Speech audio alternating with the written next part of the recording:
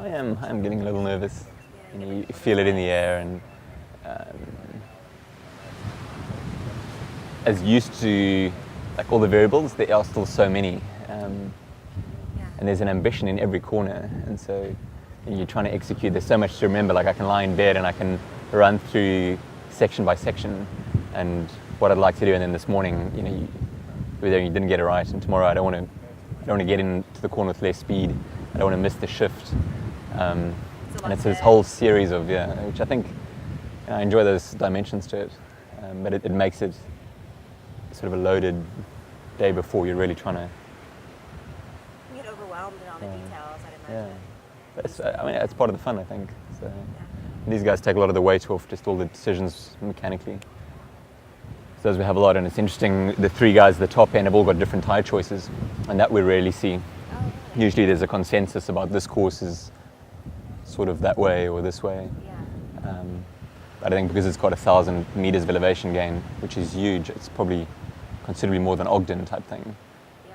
And got so much loose sandy stuff. It's sort of, you're playing for weight, but you're playing for traction and handling, and it's a time trial, start to finish. I don't think there's any section on the course that we can draft, not meaningfully anyways. And so perhaps the elastic effect of being in company that's riding aggressively is useful.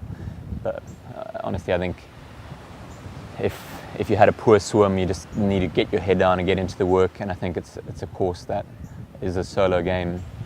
And I think, as they say, the heat and therefore the sweat rate and just the average pace is so slow on the bike, very different to Ironman racing where you're at high speeds, and also within tree lines very often where there's no air movement. So I think the sweat rate's probably the greatest challenge here. And if you need to carry that hydration with you, like who you're relying on, how you're trying to manage it, how much weight are you taking with that amount of climbing. So those are the things that I think outweigh trying to follow a wheel. Or so I think they're absolutely right. I think you need to manage yourself start to finish.